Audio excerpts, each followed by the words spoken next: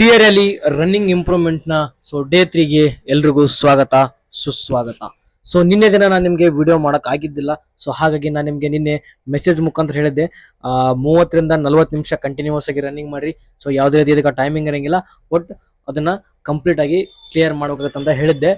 ಯಾರೆಲ್ಲ ಈ ಒಂದು ವರ್ಕೌಟ್ ನಾವು ಮಾಡಿದ್ರು, ಎಲ್ಲರೂ ಕೂಡ ಇವಾಗ್ಲೇನೆ ಈ ಒಂದು ವಿಡಿಯೋದ ಕಮೆಂಟ್ ಸೆಕ್ಷನ್ ಹೋಗಿ ಎಸ್ ಅಂತ ಹೇಳಿ ಕಮೆಂಟ್ ಮಾಡಿ. ಯಾರೆಲ್ಲ ಈ ಒಂದು ವರ್ಕೌಟ್ ಕಂಪ್ಲೀಟ್ ಮಾಡಿದ್ರೆ ಅಂತ ಹೇಳ್ಬಿಟ್ಟು ನನಗೆ ಗೊತ್ತಾಗುತ್ತೆ.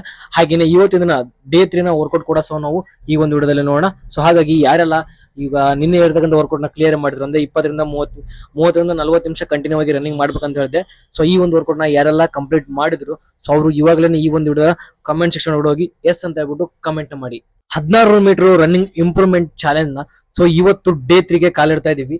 ಇವತ್ತಿನ ನಾವು ಹೀಲ್ ಸ್ಪ್ರಿಂಟ್ ವರ್ಕೌಟ್ ನ ಮಾಡೋದು ಅಂದ್ರೆ ದಿಬ್ಬ ಇರುತ್ತಲ್ಲ, ಅಲ್ಲಿ ನೀವು ವರ್ಕೌಟ್ ನ ಮಾಡೋದಾಗುತ್ತೆ.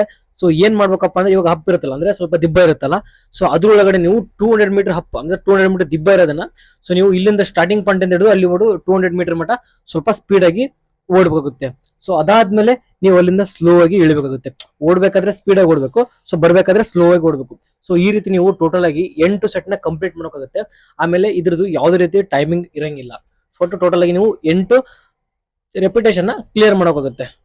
ಆಮೇಲೆ ನೀವು ಈ ಒಂದು ವರ್ಕೌಟ್ ನ ಮಾಡೋಕಿನ ಮುಂಚೆ ಮಿನಿಮಮ್ ಆಗಿ 15ರಿಂದ 20 ನಿಮಿಷ ಸ್ಲೋ ಜಾಗ್ನ ಮಾಡ್ಬೇಕು. 10 ನಿಮಿಷ ಮಾಡ್ರಿ, 10 ನಿಮಿಷ ಸ್ಲೋ ಜಾಗ್ನ ಮಾಡ್ರಿ. ಅದಾದ್ಮೇಲೆ ನೀವು 10 ನಿಮಿಷ ವಾರ್ಮ್ ಅಪ್ ಎಕ್ಸರ್ಸೈಸ್ ಅಂತೂ ಕಂಪಲ್ಸರಿಯಾಗಿ ಮಾಡ್ಲೇಬೇಕಾಗುತ್ತೆ. ಯಾಕಂದ್ರೆ ನೀವು ಹಪ್ಪಿಲ್ ಒಳಗಡೆ ವರ್ಕೌಟ್ ನ ಮಾಡ್ತಾ ಇದ್ರಪ್ಪ ಅಂದ್ರೆ ನಿಮ್ಗೆ ಇಂಜುರಿ ಆಗೋ ಚಾನ್ಸಸ್ ಬಹಳ ಅಂದ್ರೆ ಬಹಳ ಇರುತ್ತೆ. ಹಂಗಾಗಿ ನೀವು ಫುಲ್ ಬಾಡಿ ವಾರ್ಮ್ ಅಪ್ ಮಾಡಬೇಕು. ಲೆಗ್ ಆಗಿರ್ಬೋದು, ಹ್ಯಾಂಡ್ ಆಗಿರ್ಬೋದು, ಎಲ್ಲದು ನೀವು ಫುಲ್ ಆಗಿ ಒಂದು 10 ಮಿನಿಟ್ಸ್ ಜಾಗ್ ಮಾಡಿ. ಆಮೇಲೆ ಒಂದು 10ರಿಂದ 15 ನಿಮಿಷ ನೀವು ಫುಲ್ ವಾರ್ಮ್ ಅಪ್ ಆಗಿ.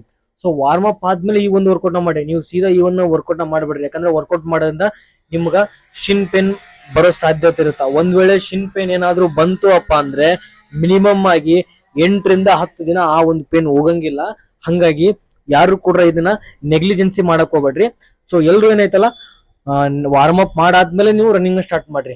ಆಮೇಲೆ ಇದು ಹೆಂಗ್ ಮಾಡ್ಬೇಕಪ್ಪ ಅಂದ್ರೆ ನೀವು ನಾರ್ಮಲ್ ಆಗಿ ಈಗ ಸ್ಟಾರ್ಟ್ ಮಾಡ್ತಾರಲ್ಲ, ಸ್ಟಾರ್ಟ್ ಮಾಡಿದಾಗ 200 ಮೀಟರ್ ಇರ್ತಲ್ಲ, ನೀವು 100 ಮೀಟರ್ ನ ಲಾಂಗ್ ಸ್ಟೆಪ್ ಅಲ್ಲಿ ಹೋಗ್ರಿ. 100 ಮೀಟರ್ ಲಾಂಗ್ ಸ್ಟೆಪ್ ಹೋಗಿ ಇನ್ನೊಂದು 100 ಮೀಟರ್ ಇರ್ತಲ್ಲ ಅದನ್ನ ಸ್ವಲ್ಪ ಸ್ಪ್ರಿಂಟ್ ಹಾಕ್ರಿ.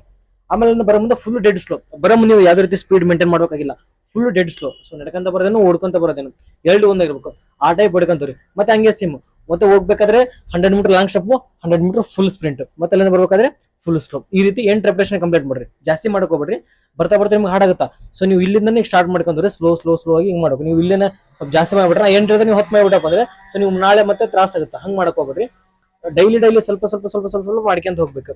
ಇದನ್ನ 8 ರೆಪಿಟೇಷನ್ ಮಾಡ್ರಿ. 8 ರೆಪಿಟೇಷನ್ ಮಾಡಾದ್ಮೇಲೆ ನೆಕ್ಸ್ಟ್ ಎಕ್ಸರ್ಸೈಸ್ ಏನ್ ಮಾಡ್ಕಪ್ಪ ಅಂದ್ರೆ ಲೆಗ್ ಫ್ರೀ ಮಾಡ್ಕೊಂಡು ಚೆಸ್ಟ್ ವರ್ಕೌಟ್ ಮಾಡ್ರಿ. ಇವತ್ತಿನ ದಿನ ಏನ್ ಮಾಡ್ಬೇಕು, ಚೆಸ್ಟ್ ವರ್ಕೌಟ್ ಮಾಡ್ಕೊ. ಯಾಕಂದ್ರೆ ನೀವು ರನ್ನಿಂಗ್ ಜಾಸ್ತಿ ಮಾಡಿ ನಿಮ್ದು ಮತ್ತೆ ರ್ಯಾಲಿ ಬರೋಷ್ಟರಲ್ಲಿ ನಿಮ್ ಚೆಸ್ಟ್ ಅಲ್ಲಿ ಇಳಿದು ಬರುತ್ತೆ. ಹಂಗಾಗಿ ನೀವೇನ್ ಮಾಡ್ಕಪ್ಪ ಅಂದ್ರೆ ಚೆಸ್ಟ್ ವರ್ಕೌಟ್ ಮಾಡ್ರಿ. ಆಮೇಲೆ ಲೆಗ್ ಫ್ರೀ ವರ್ಕೌಟ್ ನ ಜಾಸ್ತಿ ಮಾಡ್ರಿ.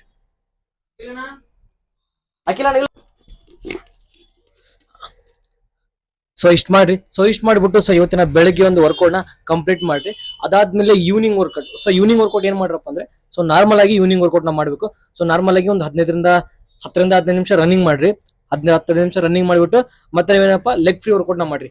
ನೀವು ಆಲ್ಮೋಸ್ಟ್ ಆಗಿ ಜಾಸ್ತಿ ಅಂದ್ರೆ ಜಾಸ್ತಿ leg free workout warm up ಮೇಲೆ ಜಾಸ್ತಿ ಒತ್ತು ಕೊಡಬೇಕು. ಯಾಕಪ್ಪ ಅಂದ್ರೆ ನಿಮ್ಗೆ ಇಂಜುರಿ ಬರೋ ಚಾನ್ಸಸ್ ಜಾಸ್ತಿ ಇರುತ್ತೆ. ನೀವು ವಾರ್ಮ್ ಅಪ್ ಮತ್ತೆ ಸ್ಟ್ರೆಚಿಂಗ್ ಜಾಸ್ತಿ ಮಾಡೋದ್ರಿಂದ ನಿಮ್ಗೆ ಇಂಜುರಿ ಬರೋ ಚಾನ್ಸಸ್ ಇರಂಗಿಲ್ಲ. ಹಾಗಾಗಿ ಸಾಯಂಕಾಲ ಕೂಡ ನಿಮ್ಗೆ ಲೆಗ್ ಫ್ರೀ ವರ್ಕೌಟ್ ನ ಸ್ವಲ್ಪ ಜಾಸ್ತಿ ಮಾಡಿ. ಆಮೇಲೆ ನೀವು ರನ್ನಿಂಗ್ ಓಡಬೇಕಾದ್ರೆ ಮೋಸ್ಟ್ ಇಂಪಾರ್ಟೆಂಟ್ ಏನಪ್ಪಾ ಅಂದ್ರೆ ಮೆಡಿಟೇಷನ್. ನಿಮ್ ಮನಸ್ಸು ಒಂದ್ ಕಡೆ ಇರ್ಬೇಕಾಗತ್ತ. ಹಂಗಾಗಿ ರನ್ನಿಂಗ್ ಓಡಬೇಕಾದ್ರೆ ಮೆಡಿಟೇಷನ್ ಕೂಡ ಬಹಳ ಇಂಪಾರ್ಟೆಂಟ್ ಆಗಿರುತ್ತೆ. ಹಾಗಾಗಿ ನೀವು ಸ್ಟ್ರೆಚಿಂಗ್ ಮಾಡ್ಕೊಂಡು ಆಮೇಲೆ ಮೆಡಿಟೇಷನ್ ಮಾಡಿ ನೀವು ನಿಮ್ಮ ಒಂದು ವರ್ಕೌಟ್ ನ ಕಂಪ್ಲೀಟ್ ಮಾಡ್ಕೊಳ್ಳಿ. ಇಷ್ಟೆಲ್ಲ ಮಾಡಿಬಿಟ್ಟು ನೀವು ಮನೆಗೆ ಹೋಗ್ಬೋದು. ಇವತ್ತಿನ ವರ್ಕೌಟ್ ಇಷ್ಟ ಆಗಿರುತ್ತೆ. ಹಾಗೇನೆ ಡೇ 4 ನ ವರ್ಕೌಟ್ ಮತ್ತೆ ನಾನು ನಿಮಗೆ ನೆಕ್ಸ್ಟ್ ವಿಡಿಯೋದಲ್ಲಿ ಹೇಳ್ತೀನಿ.